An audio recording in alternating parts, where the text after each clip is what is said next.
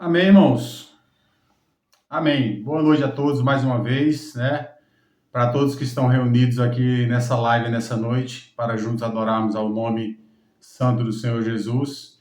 E para aqueles também que não estão participando hoje dessa live, mas que assistirão, né, esse vídeo lá pelo YouTube, no canal do YouTube. E para vocês, uma boa noite e sejam bem-vindos também. Irmãos, nessa noite, como já foi dito, nós vamos ler a palavra do Senhor lá no livro de Daniel, no capítulo 3, a partir do verso 13.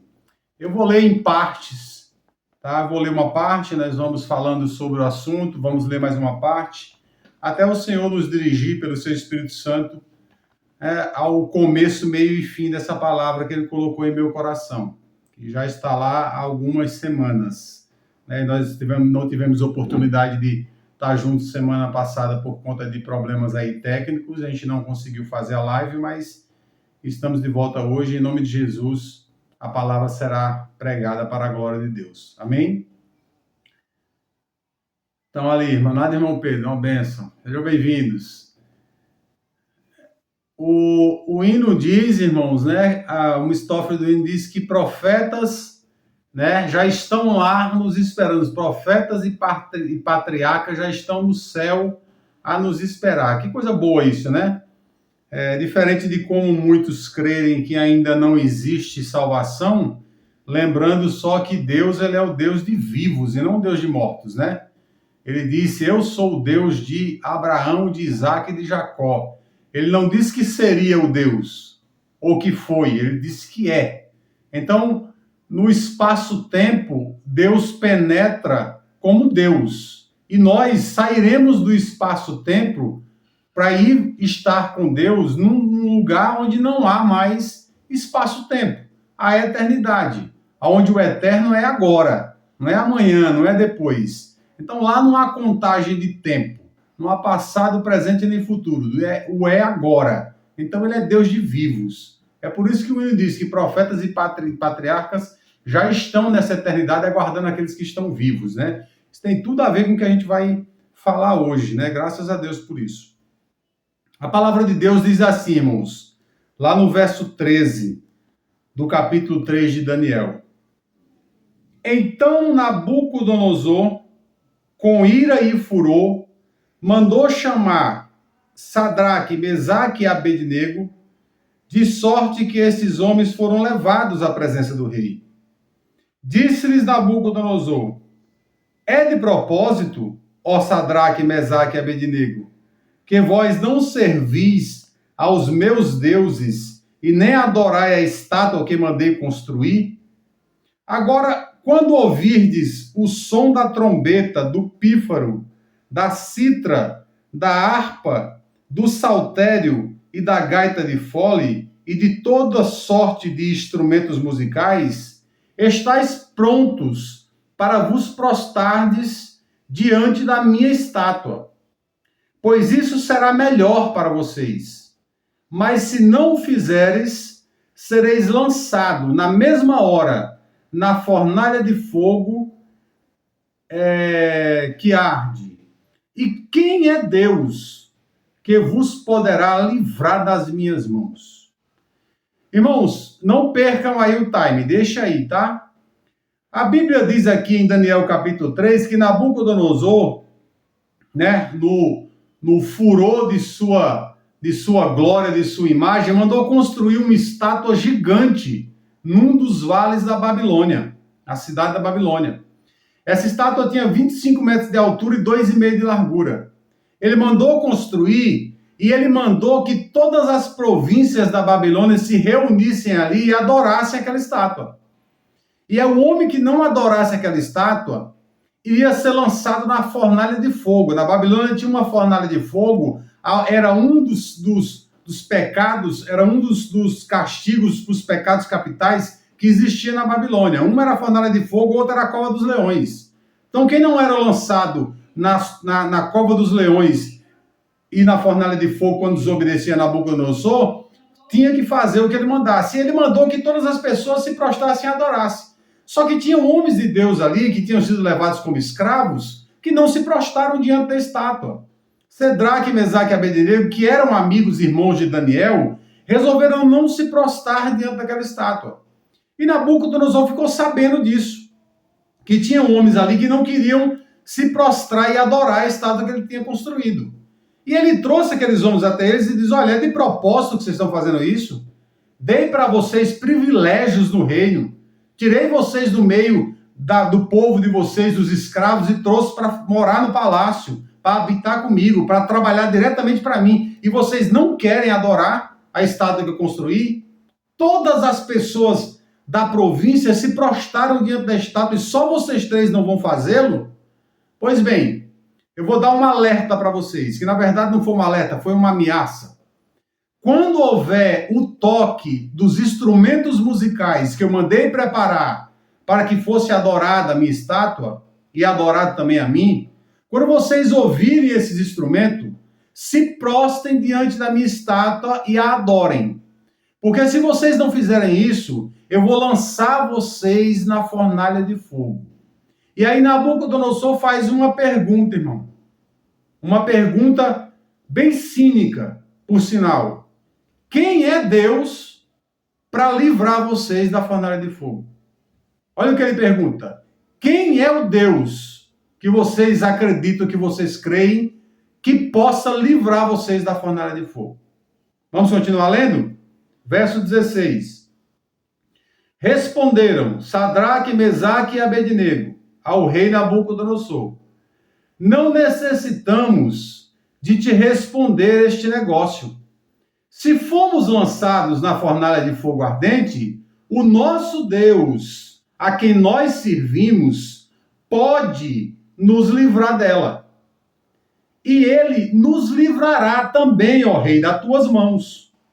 Se não, fica sabendo, ó rei, que não serviremos aos teus deuses e nem adoraremos a estátua de ouro que tu levantaste. Olha a resposta, irmão, diante do rei e diante de toda aquela província, de toda a Babilônia, de todas as pessoas que estavam ali, que foi dada ao rei e a todos que estavam ouvindo, por esses homens tão poucos, né? 3 homens, mas tão corajosos. Olha, o negócio é o seguinte: nós não vamos adorar a tua estátua e nem vamos adorar os teus deuses. Se você quiser nos lançar na fornalha, lance. Pode lançar.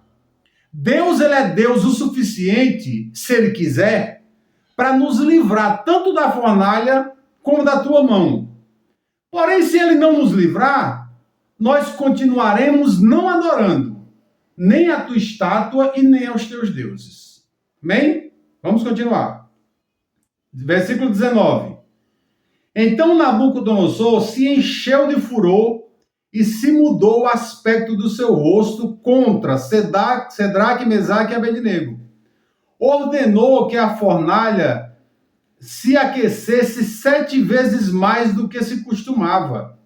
E ordenou aos homens mais fortes que estavam no seu exército que amarrassem Cedraque, Mesaque e Abednego para o lançarem dentro da fornalha ardente. Então, estes homens foram amarrados com os seus mantos, as suas túnicas, os seus turbantes, suas vestes, e foram lançados dentro da fornalha ardente. Porque a palavra do rei era urgente e a fornalha estava sobremaneira quente. As chamas do fogo matou os homens que lançaram Cedraque, Mesaque e Abednego dentro da fornalha. Esses homens, Cedraque, Mesaque e Abednego, caíram dentro da fornalha. Olha, irmãos, o furor de Nabucodonosor foi tão grande do rei que ele mandou acender a fornalha e aquecê-la 7 vezes mais do que era de costume.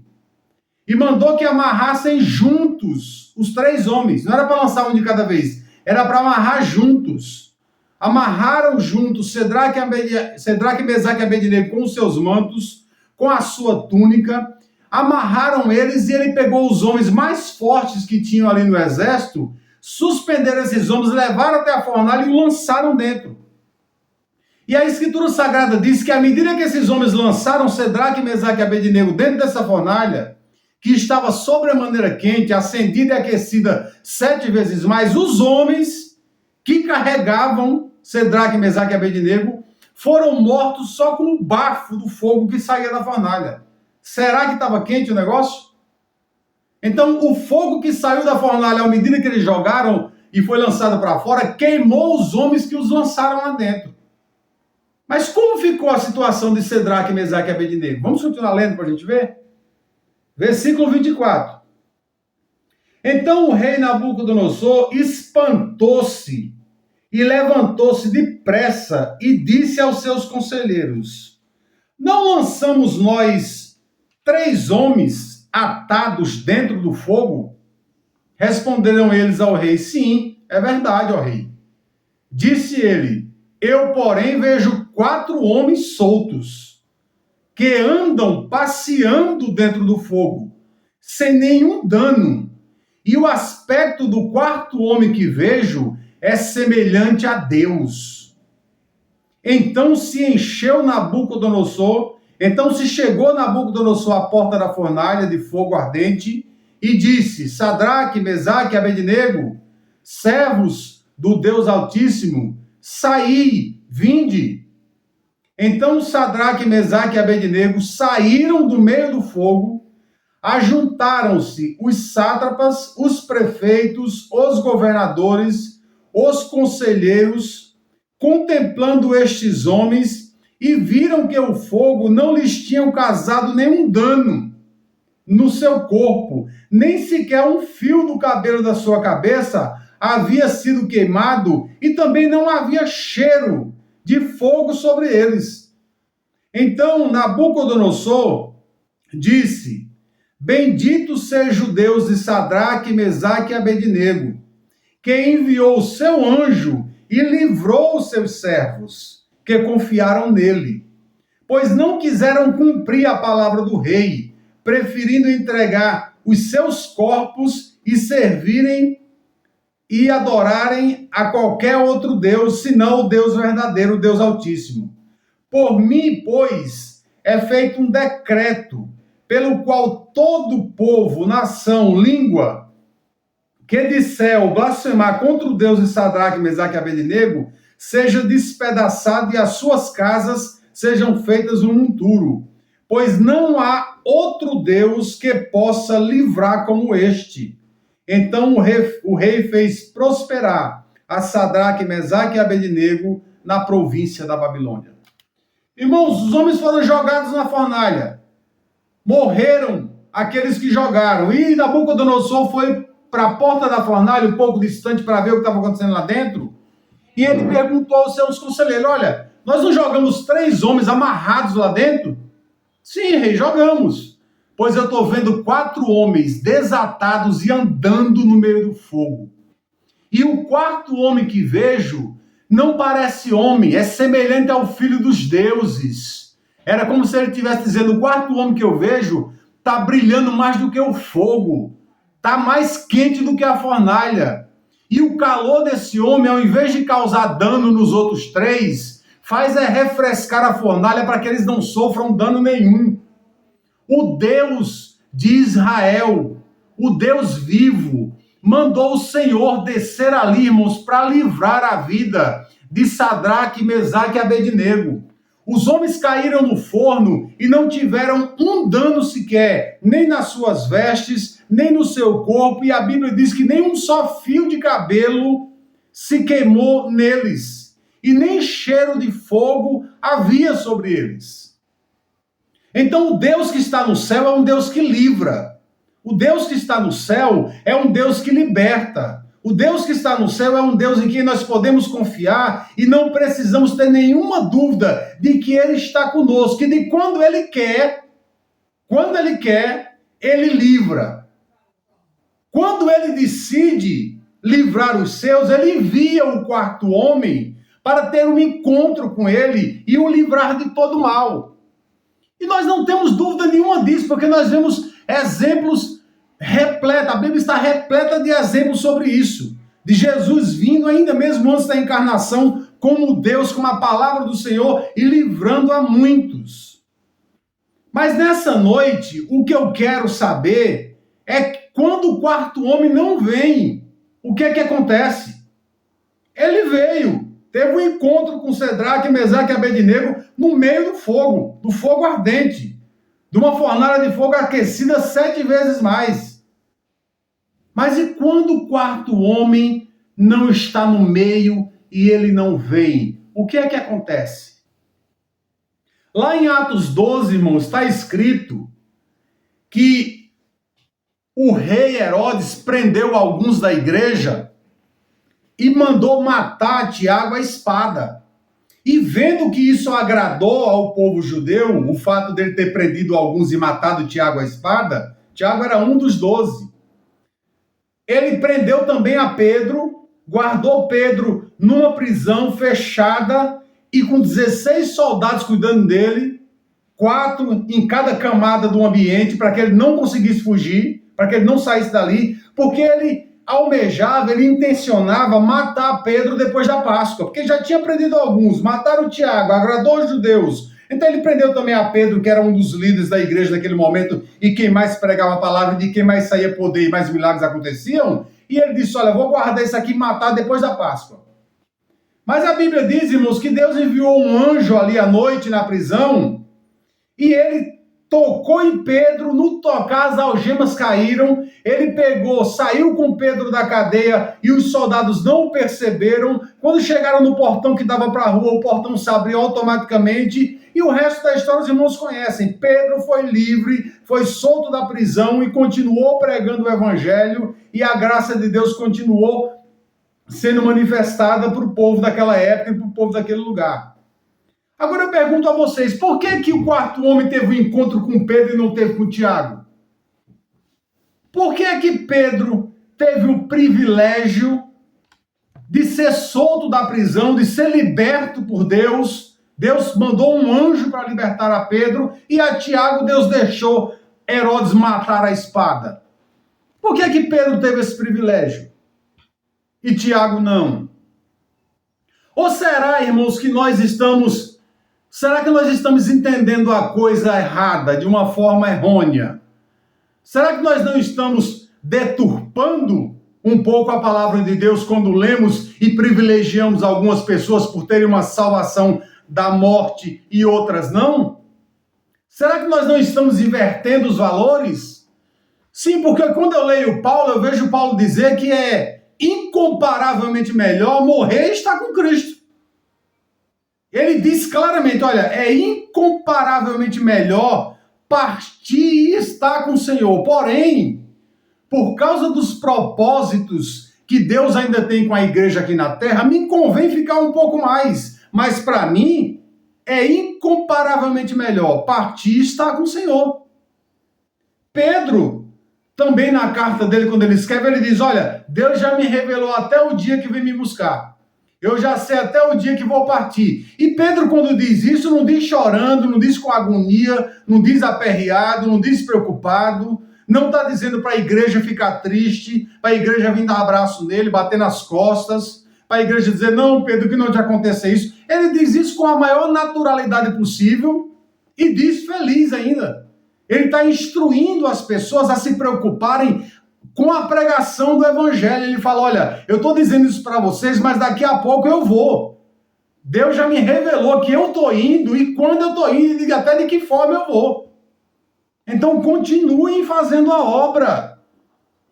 Então, irmão, será que a gente não está invertendo os valores do evangelho quando a gente acha que morrer é ruim e ficar vivo é bom? Porque senão os apóstolos de Jesus, aqueles que receberam o Espírito Santo primeiro do que nós e que tiveram a presença viva do Senhor Jesus ali, não tratavam dessa partida, né, da viagem, dessa ida, com tanta naturalidade e às vezes até com desejo. O que nós precisamos entender, irmãos, é que o Evangelho de Jesus, me entendam bem, o Evangelho de Jesus, não é esse evangelho furreca que é pregado por aí, não. É o evangelho de Jesus. As escrituras sagradas, elas nos preparam para muitas coisas nessa vida. Nos preparam para viver uma vida em paz, nos preparam para viver uma vida tranquila, nos preparam para viver uma vida próspera, nos preparam para viver uma vida aconselhando, sendo aconselhado, acudindo, sendo acudido, mas o Evangelho de Jesus Cristo nos prepara principalmente, primordialmente, para a morte. Nós estamos sendo preparados, irmãos, para morrer. Então, dentro em breve, qualquer um de nós que está aqui agora vai sair desta vida, mas não vai sair desta vida para uma morte eterna, não. Vai sair desta vida para uma vida eterna. Porque o fim do que está acontecendo aqui, que é temporário, é o começo do que vai vir, que é eterno. E os apóstolos entenderam isso no passado e pregaram isso. E as pessoas que foram ouvindo essa mensagem, elas foram entendendo também e elas não pararam pelo caminho, elas não deixaram de ser frutíferas. Elas continuaram sendo frutíferas até morrerem, mas elas pregaram uma mensagem e as pessoas que recebiam também eram frutíferas. E elas não estavam se preocupando muito, irmãos, com o cotidiano aqui não, porque aqui o cotidiano, Jesus supre, Deus supre. E Mesaque e Sadraque e Abednego sabiam disso. Tanto é que eles disseram, olha, se você jogar a gente na fornalha e Deus quiser, ele vai nos livrar do fogo de você, dos seus deuses, mas nós não vamos te adorar. Nós vamos fazer a vontade do Senhor. Custe o que custar, pode custar até mesmo a minha vida, eu vou fazer a vontade de Deus. Então eu percebo, irmãos, que hoje em dia, quando se ensina a palavra de Deus, nos meios aonde se ensina, se invertem muitos valores. Se você for ver no meio da cristandade no geral, as pessoas morrem de medo da morte, irmão. As pessoas morrem de medo da morte. E eu não estou dizendo aqui para você desejar morrer, nem acelerar o passo para morrer, nem querer tirar a tua vida, nem cuidar de doenças quando você é atingido ou afligido por algumas. Nós temos que fazer tudo o que nós já fazemos. Cuidar da nossa vida, cuidar da nossa saúde, se alimentar bem quando puder, fazer exercício físico, consultar o médico regularmente, fazer exames. Nós temos que cuidar da nossa saúde. Porém, nós não podemos esquecer que esta vida não é para sempre. E nunca foi prometido por ninguém, em lugar nenhum, que ela seria. A única certeza que nós temos quando vemos o nosso filho nascer, primeiro dia de nascimento dele, a única certeza que nós temos é que um dia ele vai morrer. É a certeza que nós temos de nós também. A não ser para aqueles que serão visitados pelo Senhor na sua vinda. Só que, irmãos, deixa eu dizer uma coisa para vocês. Da maneira como eu tenho entendido o Evangelho, isso demora muito. Não demora pouco, demora muito. Sabe por quê? Porque o mundo tem que estar restaurado para Jesus vir. E quem tem que restaurar o mundo é a igreja. Eu já falei isso 1000 vezes. Que enquanto a igreja não restaurar o mundo pelo sal que ela é e não iluminá-la pela luz que ela é, Jesus não volta. Porque Jesus já fez o trabalho dele e deixou a igreja fazer o dela. Então o que nós temos que fazer, irmãos, é pensar no futuro, é pensar nas próximas gerações, é influenciar as pessoas a pregar e a seguir o Evangelho de Jesus, a sair dessa mentalidade reprovável diante de Deus, no qual a igreja está vivendo hoje, se envolvendo com religião, se envolvendo com política, se envolvendo com tudo aquilo que não é da parte de Deus e deixando o Evangelho de lado. Eu falei da última vez, se você quiser frequentar algum lugar, fique à vontade. Se você tem um partido político do qual você vota, não tem problema, é um direito teu e é um dever também. Porém, não esquece que você pertence a Jesus de Nazaré. Você pertence a Ele e só Ele pode, de fato, quando você sair daqui, te receber aonde você vai. E vai de uma vez por todas, vai ficar lá para sempre. Paulo sabia disso, Pedro sabia disso. Tanto é que eles tinham consciência de que era muito melhor. Mas aí a gente caminha no tempo, irmão, e a gente vê também que tem um homem do qual admiro demais, leio muito sobre ele, já li muito e leio muito ainda sobre ele, que é São Francisco de Assis. Quem não conhece a história de São Francisco de Assis, por favor, leia a respeito. São Francisco de Assis tem uma oração tremenda, aonde no final ele fala que é morrendo que se vive para a vida eterna.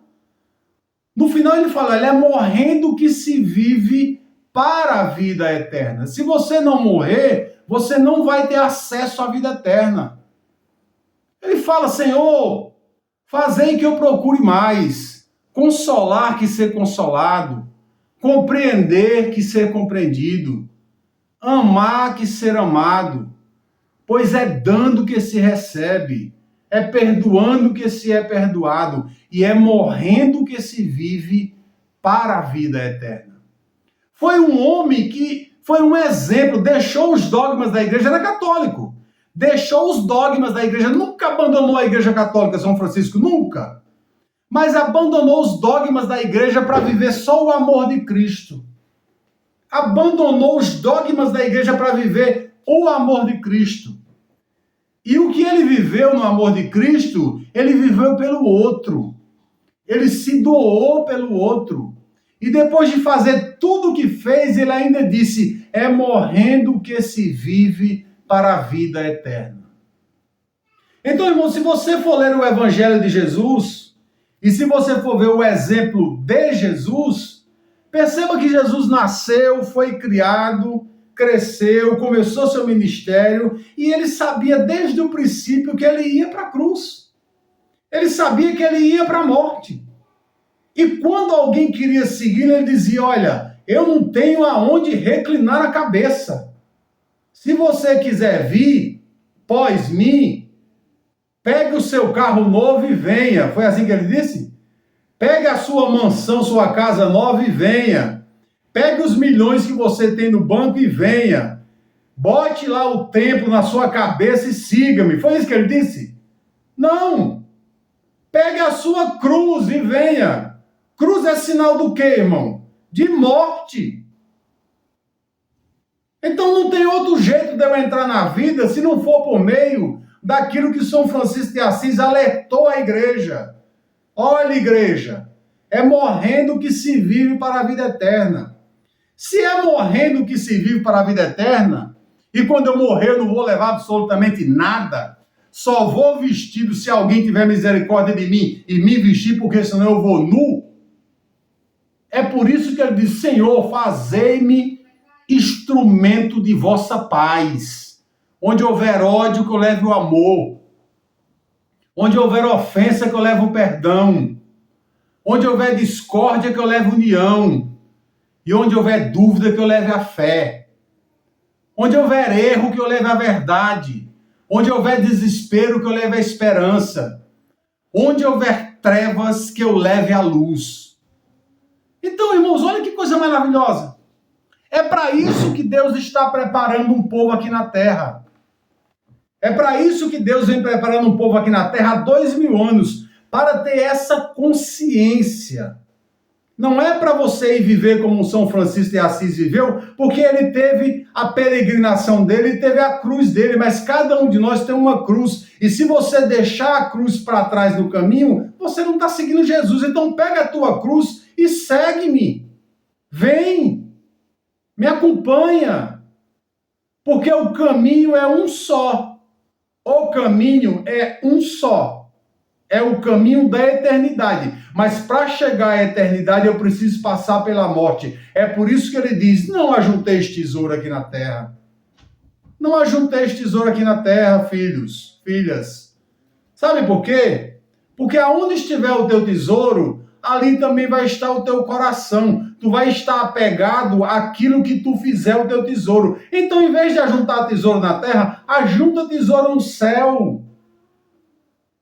Paulo diz aos Colossenses, parem de olhar e de desejar as coisas da terra, parem de acumular as coisas na terra, olhem para o céu, acumulem pensamentos e sentimentos e ações benéficas e boas para vocês e para os demais, e vocês estarão acumulando tesouro no céu, aonde Cristo está e da onde virá um dia vos resgatar. Então o que acontece quando o quarto homem do meio não vem? Quando ele não vem, irmão, a gente vai até ele. O importante é saber que o encontro vai acontecer de uma forma ou de outra. É tão bom, né, quando a gente vê alguém enfermo, tá lá nas últimas, tá numa situação difícil que os médicos dizem assim, viu, irmã Nádia? Teve médico que disse assim ao seu respeito, vocês têm algum tipo de religião? Orem, rezem, busquem pela vida dela. Quando o médico diz isso, irmão, é porque nem ele mais tem esperança na medicina. É ou não é? Mas Deus foi lá e fez. Está fazendo ainda. É um processo. Mas fez. O quarto homem teve um encontro com a irmã Nádia. Mas se não tivesse tido, irmãos, o que eu quero que vocês entendam é isso, é que se não tivesse tido, se ele não tivesse vindo ao encontro da irmã, a irmã teria ido ao encontro dele. Quando eu tive lá a FA, a fibrilação atrial, quando eu cheguei no meu trabalho, que eu fiquei 3 dias internado na UTI cuidando do coração, e estou há 2 anos me medicando, ele veio e se encontrou comigo, não deixou que eu morresse. Mas se ele não tivesse vindo, eu teria ido até ele. O importante é a gente saber que o encontro vai acontecer. Isso é o importante de se saber. Ele vindo, a gente indo, não importa. O que importa é a gente estar com ele. Porque sem ele, nada nós podemos fazer. Então vamos olhar com mais carinho, irmão, para o Evangelho de Jesus. Vamos olhar com mais carinho para a palavra de Deus. Vamos olhar com mais carinho para o nosso semelhante. Sabe aquele irmão? Todo mundo tem alguém assim, irmão. Todo mundo tem alguém que você acha chato, que você acha irritante, que fala demais, que te agonia, só a presença da pessoa. Olhe para essa pessoa que você não gosta dela com mais carinho, com mais amor, tenha mais paciência com as pessoas que te irritam. Porque eu fico pensando, irmão, como eu sou chato. Só minha esposa sabe o quanto eu sou chato de conviver. Mas Deus tem paciência comigo. Jesus tem paciência comigo. Eu tropeço toda hora no caminho. Eu erro o alvo toda hora. Eu trabalho com um monte de pessoas. Então, eu erro o alvo toda hora e sei quando erro. Meu coração me diz, olha, você errou agora. Cristo não faria assim. O que você fez aí, Jesus não faria. O Espírito Santo diz pra gente isso. E eu falo, meu Deus, me perdoe. E ele vai lá e perdoa de novo. Mais uma vez, Clebão, tá perdoado, em nome de Jesus. Então, irmãos, nós temos um Deus compassivo. Nós temos um Deus paciente, um Deus que nos socorre, que vem e nos encontra. Mas se ele não vier, irmãos, se chegar o dia em que ele não vier, pode ter certeza de uma coisa. Nós vamos ao encontro dele. E com ele nós estaremos eternamente. Nós tivemos aí agora, na data de ontem, né, bem recente, a morte da nossa irmã Nevinha. Nevinha era amanhã. Fátima. A nossa irmã Fátima. Que o quarto homem não veio para encontrar com a minha Fátima e livrá-la da morte. Mas pode ter certeza de uma coisa. Que ela foi até ele. Que na hora que ela fechou os olhos aqui, ela teve um encontro com Jesus do outro lado. Não tenha dúvida disso. Que ela teve um encontro com Jesus. Sabe aquele ente querido que você perdeu há pouco tempo? O quarto homem do meio não veio, né? Mas ele foi até Jesus. Ele teve um encontro com ele. Porque foi por ele, foi por ela, foi por eles que Jesus morreu. E se amanhã ou depois eu morrer, você morrer, eu vou falar de mim. Não chorem, irmãos. Não chorem. Se alegrem. Porque se ele não vier, eu vou até ele. Eu vou ter um encontro com ele. Então não é para a gente temer a morte, irmãos.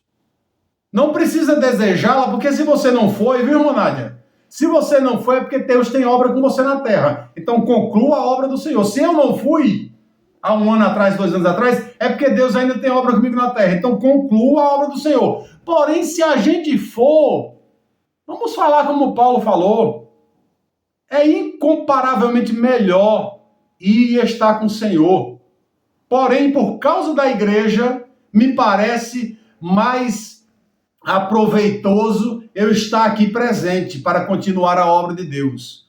Mas, irmãos, que é incomparavelmente melhor, eu tenho certeza que ninguém tem dúvida disso. Paulo, quando subiu ao 3º céu, ele disse que viu coisas inefáveis de se falar aos homens. Coisas que os ouvidos nunca ouviram, os olhos nunca viram e sentimento igual ao que ele teve lá nunca subiu ao coração dos homens. É porque o lugar é muito bom.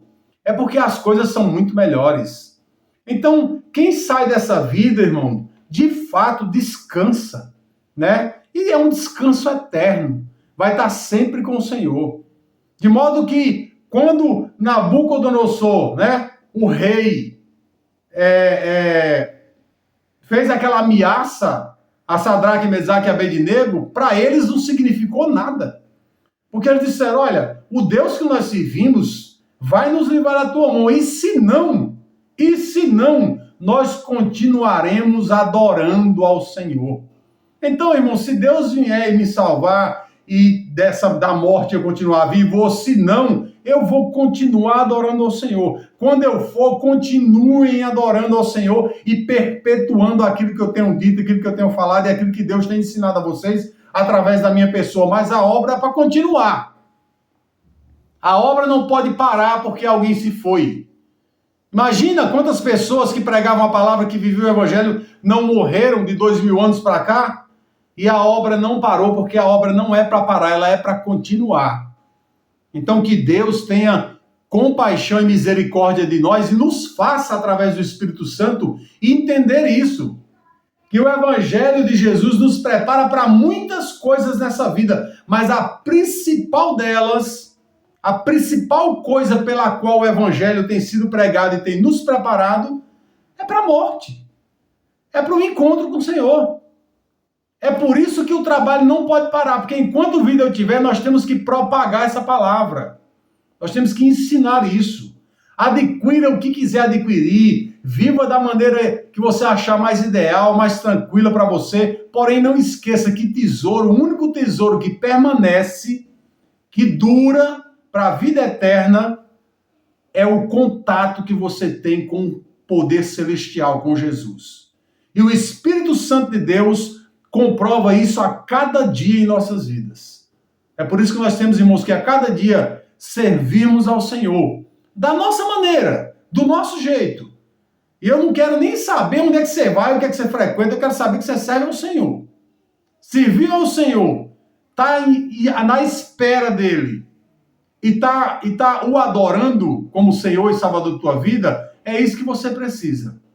O resto, que passar disso, é religião ou é política, tá? Vamos ficar com a coluna, com o espiritual, com Jesus. Ele é por nós hoje e sempre. Amém? Deus seja louvado.